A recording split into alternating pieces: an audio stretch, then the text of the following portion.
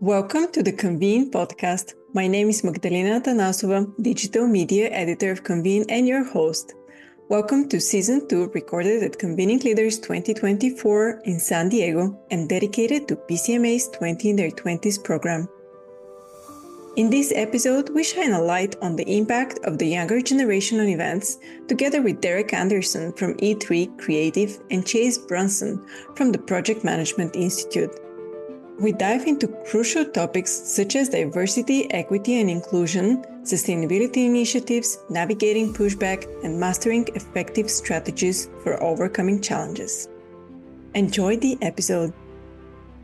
Hi, and welcome to the Convene Podcast.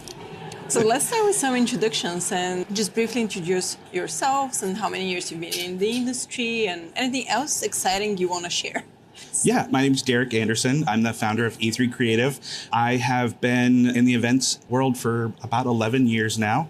Accidentally fell into the nonprofit world of events, and was with nonprofit organizations for about 10 years. And at that time, kind of took a leap of faith. I call it the post-pandemic leap, and started my own company where I still work with nonprofit, but I get to do it on my own. So I work with various nonprofit organizations in the Pacific Northwest. Cool. I've been in the events industry for also about 11 years now, coming up my 11th year, but that's like really early. I started out in transportation, and I kind of fell into it as well when I was in college, working on my college campus. I majored in sports management, so nothing that has anything to do with events, but I was doing that as like my student job. And so when I graduated, I was like, I want to stay in events, but I don't want to do transportation.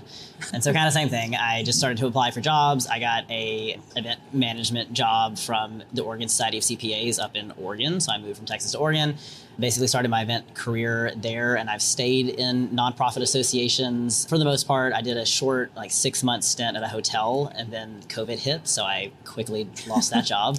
And then I immediately went back to association management again. So that's where I've been for most of my career. How do you use your innovative mindset to drive positive change within the organizations or with the organization that you work with in terms of clients or that you're employed by? I like to jump in with as much optimism as I can possibly jump into any event with. And really for me, the sky's the limit. I think that what I quickly discovered, especially in attending Convening Leaders, was that while there are these amazing association and corporate planners who are doing these, massive shows and endless budgets that I could only dream of, I could easily take those ideas and start to bring them down in size around a budget that was still impactful for the attendee, and that still left them going, wow, I'm so glad I took time out of my day to travel and be at that event. And so for me, it's just that excitement of knowing that like I'm up for the challenge, and passing that along to the client of saying like, let's do this. Let's do something big. What is some item that you've just absolutely loved at a previous professional conference, and how can we bring that to this small to mid-sized event? And it's really fun to be able to do and see them at the end go, wow, we really pulled that off. We did it, and everyone enjoyed it. So yeah, I think for me, being in association management has been really fun for my age group, because every association I've ever been in has been really small until recently, like teams of 6 to 10 people or so. And I've been the youngest in the room by like 30 years, like a good number of years. And so I think it's been really fun to join, especially as the event manager in these associations, and be able to bring like fresh ideas, like new perspectives, and be able to tell these people that have really grown up with the associations, both ones that I spent a lot of time at. My executive directors that was the only job they'd ever had. They'd started out the bottom of the company, and then they'd worked their way up through the secretary, through the event manager role, through finance, operations, whatever, and then they finally became the CEO. And so a lot of them didn't really have like any other kind of perspective about things. And it had been, 40 years since they'd been in my position. And so I think it's really fun to bring in like a young professional aspect and really take that whole, like the way we've always done it. I've heard that a lot in my career, and kind of change that to be like, well, I understand like there's some history, and we can definitely use that history and those data points to like know what we need to be doing, but we can change it and we can make it fresh, and we can reach the young professionals that we're trying to reach, as long as we have like new incoming ideas. Do you have any examples that come to mind? Well, one for me, obviously, I'm really big into diversity and inclusion efforts. And so at my first job, we were lacking in, I served CPAs. So no offense to accountants, but CPAs aren't the most exciting folks usually, and they'll tell you that too. And so getting them to do event things is interesting anyway. Like they'll come for their CPE and then they're done and they don't want to do anything else. But while I was at that organization, we had just very standardized conferences where, like you would come and you would just learn and you would leave and that was it. And so it was doing things like, I understand they don't want to necessarily socialize, but adding happy hours into things or adding networking breaks that weren't happy hours. They didn't have to stay after. They didn't feel like a big thing to them. But also live streaming events was a huge thing. When I entered my first organization in like 2017, they were live streaming one single conference out of the 20 that they had. Wow. And by the time I left 2 years later, we were live streaming every conference and we had brought all of the gear in-house. So I worked with our AV provider that we were paying about 10 grand a conference to live stream. And he was trying to get out of he was doing it for us as a favor. And so he sat down and worked with me and he helped me design a conference system that was portable and that we could take out with us for about $12,000. So his fee one time, and then we used that for all 20 conferences over and over and over again. And to my knowledge, they're still using that same conferencing system. Wow. And so that was really cool, like watching that organization go from not being online at all or only a little bit to watching them come online fully and be able to offer more educational opportunities, especially because we were a state-based organization, but we were based in the capital city. So we were really, at the time, only serving the accountants or the people that were in that one city. Whereas when we went online, we were able to hit the whole state, which is what we should have been doing anyway as an association. So things like that. And also just introducing new concepts like it's time for a women's conference now. Like we have to like elevate other voices in these industries that are really predominantly dominated by white males kind of thing. So things like that. Derek? I think the most fun that I've had the opportunity to take a client and really throw out the concept of just breakout sessions. It's just endless breakout session after endless breakout session. And it was time to do something different. And it was actually an EduCon event in Fort Lauderdale that kind of flipped the script for me where I went, oh, wow, we can try something vastly different. And that was to really embrace the different ways that an attendee learns, that it's not just sitting in the room staring at a PowerPoint presentation. How can we create an experience where they're doing an activity while they're listening to a session? And so, we had a rock painting station and we took a local artist who ran a sip and paint studio and brought them in. And so we had these various stations and we turned the ballroom into one giant breakout room where we had artists, we had, coloring stations. And then we had actual places where folks could go sit and listen and pay attention to the PowerPoint if they wanted to. But what we found were that, 90% of the attendees, they weren't going anywhere. Like they were there. They weren't wandering off. They weren't sneaking off to go somewhere else. They were sticking around. They were painting and they were just tuning in like they were listening to a podcast. And they absolutely loved it. And now what's so awesome is that when I get on a Zoom call with them and they've got their painting in the background on the desk or on the wall, and it's so cool to see because I know that that's a memory for them that they've, that they want to capture and remind themselves of later on. So that's kind of the fun things that we've been able to do that really changed the thinking. And it was not an easy sell by any means. And there was definitely grumbles before and after. But I think ultimately in the end, folks went, yeah, we could do that again. And now we just do a smaller version. I would definitely advise, don't try to do all of them at one time. We ripped the Band-Aid off a little too hard, but it paid off in the end. How about diversity and inclusion? I know, Chase, you're a big proponent and you've been to many of our conferences at PCMA speaking about the issue. So how do you manage to actually pass on the message internally in the organization? For me, it starts right in the beginning. I'm to the point now where I think as a society, we're changing a little bit within reason. We've gone forward, we've gone backwards. Yeah. I think when I first started my career, I was a little bit more, I guess, like afraid of being who I am and being like out and being like my full like Chase self or whatever. I was very much, especially the organizations being in associations and being like very put together and having to dress, like this every day kind of thing. I would kind of hide myself from my like superiors, and I wouldn't tell them anything about my history, my past, or anything like that. And now I'm to the point where this stuff is so important to me that if I'm changing jobs or if I'm looking for a new job, I'm just telling them that right in the beginning. I'm like, you know what, hey, like I really care about diversity and inclusion efforts, and I need to know like what your company is doing. How are you supporting employees first and foremost? Because that's what I want to come on, and I want to be my full authentic self at work because I feel like that's how we work better. And then because I'm an event manager and I'm usually interviewing with other event managers in their event positions, I'll ask them, what are your diversity initiatives for your clientele as well? So like, what are you currently doing? doing for your attendees to make them feel welcome at your events. And then they either won't have like fully fleshed out answers or they're not ready to answer that question. And I'm fine with that. I understand that that's not always like what a lot of people are thinking of, like I am constantly. And so I'll follow up and I'll ask, okay, well, what diversity initiatives would you like to see in the next, year or so, 5 years or so, 10 years or so? And so just knowing that they are thinking about it is enough for me. And then I know that I can come into that organization and kind of help them along and say like, okay, well, this is what I've done in my past jobs. This is what I've done in my personal career. How can we move forward with like some of these initiatives like that? So just right from the ground zero, I'm figuring companies out now because I'm, like I said, I want to show up fully for work. And so if it's not a company that I'm going to feel accepted at, I just don't even want to go down that road with them. Yeah, absolutely. And Derek, do you have any touch points with the topic or anything that you do for your clients currently? Yeah, what I've been trying to do is I've really been trying to push the client to think about that first time attendee, that younger attendee that's joining the conference for the first time.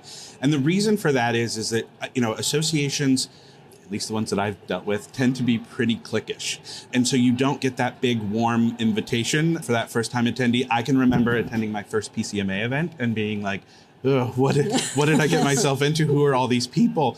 And what I found was that if we can bring that forefront, that mindset of thinking about who that first time attendee is and what you want their experience to be like, the client wants to start to make those changes. They want to bring in the diversity and inclusion elements, but they also, they want their organizations to be representative of their communities, right? Yeah. They want to open those up. So I think it's just, to Chase's point, they're not thinking about it may not always be top of mind. So I like to go in with that immediate thought of, what does that first time attendee need to experience? What do you want them to have? And then, push them, to uncomfortable levels sometimes of saying, these are what your attendees are expecting and being really direct with them because, there are some that it's like threading a needle in some associations of kind of letting go of we used to do it all. We've always done it that way mindset.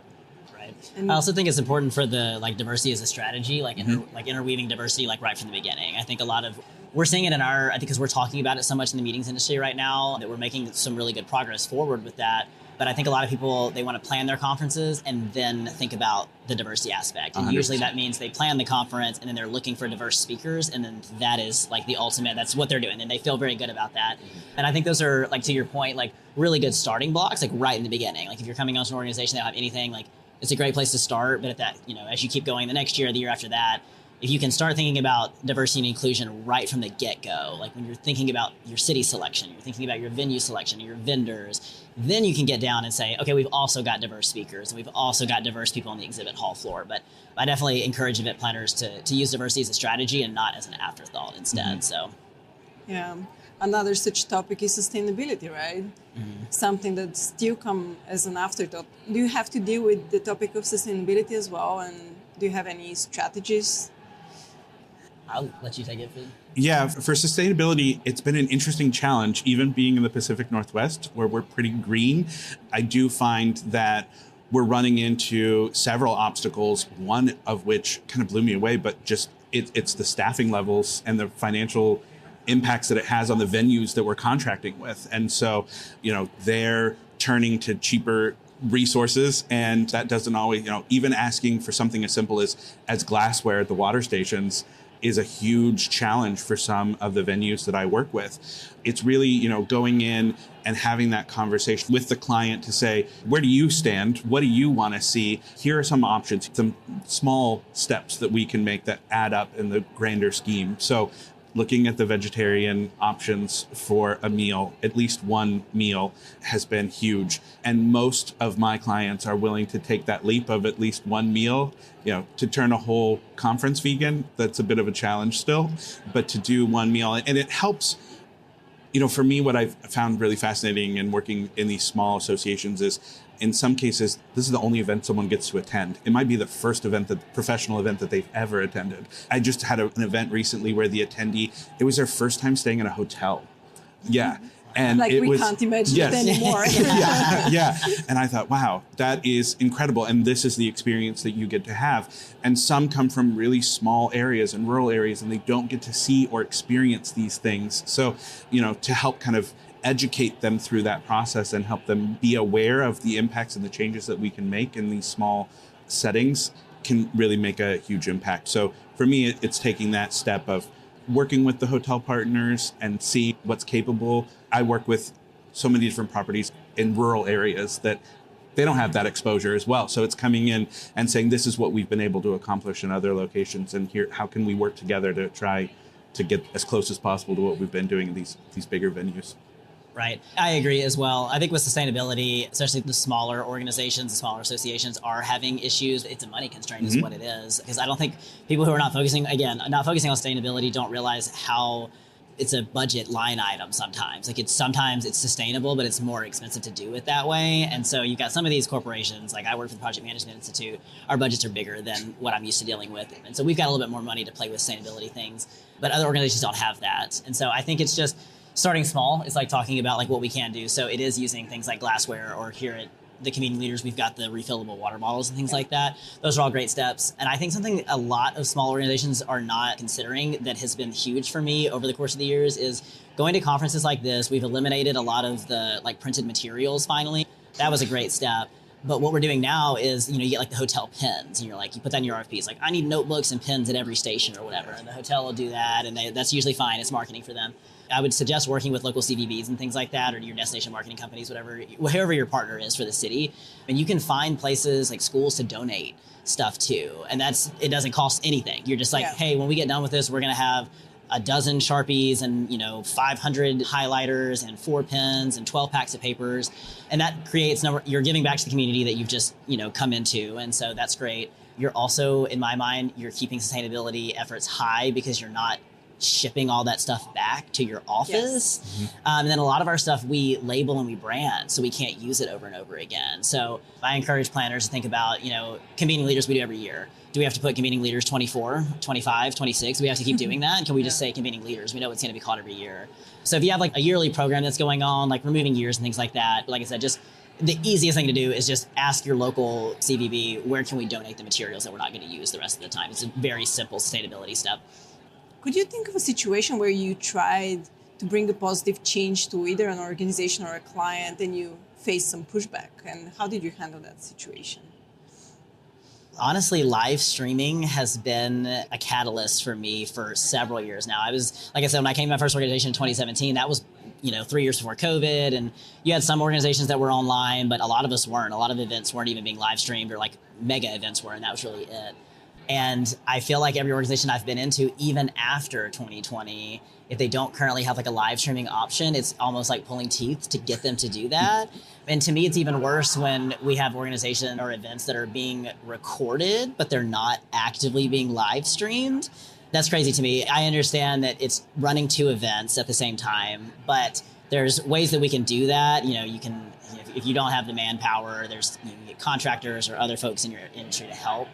But you're already doing it and you're losing out on a lot of revenue by not, like, it's already there. You've already paid for that camera to be there, like all that kind of stuff.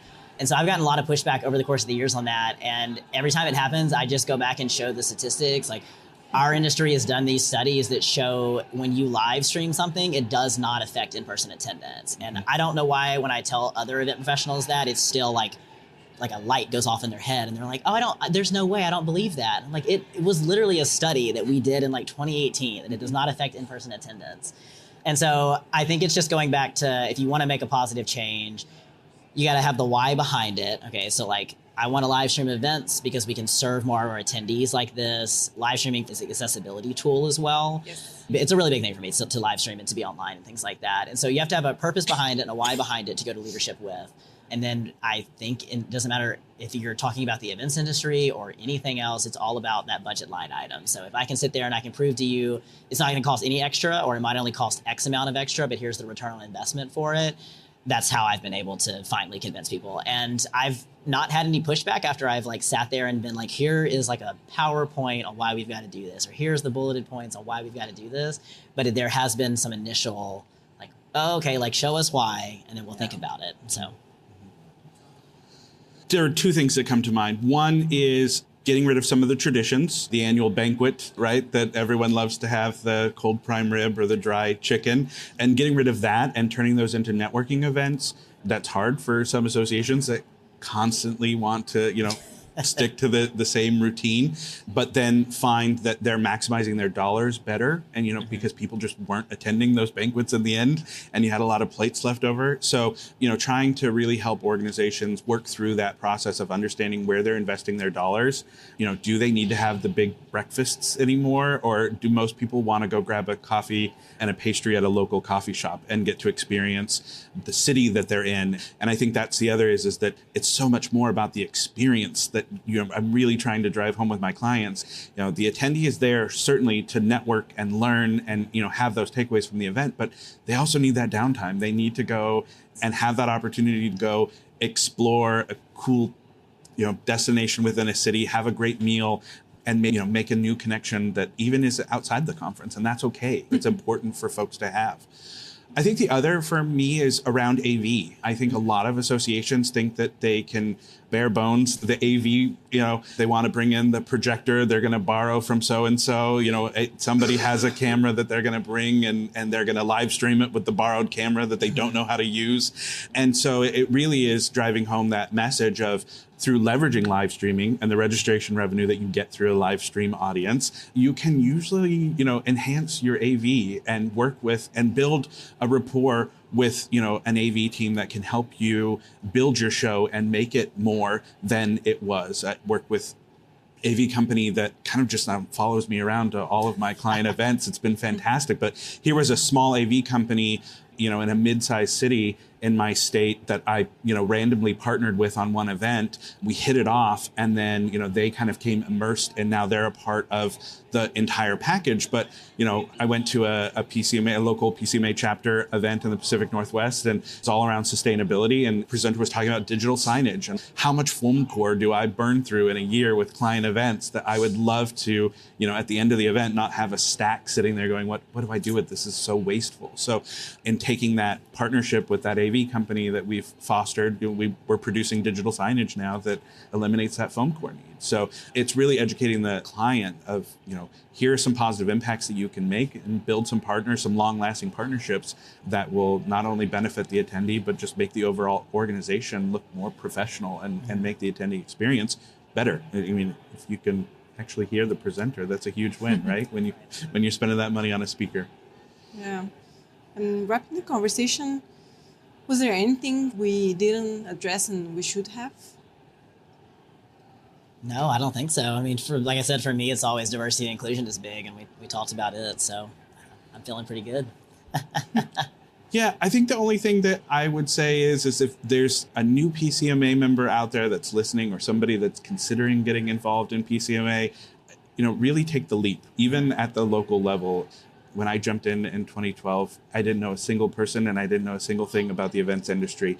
And I am so incredibly thankful that I took the leap and was encouraged to do so and got that mentorship that was so vital. And the organization really does give back, and the industry itself can give back. So even for those that are out there and might think that they don't have the budget or the support from their leaders, there is something for you here.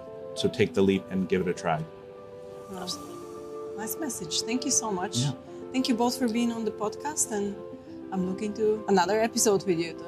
Great. Thank you. Appreciate thanks for it. having us. Yeah. Thank you. Appreciate it. If you enjoyed this podcast and would like to hear more, please subscribe wherever you listen to podcasts. And if you would like additional perspectives on the industry, check out pcma.org/convene. Until next time.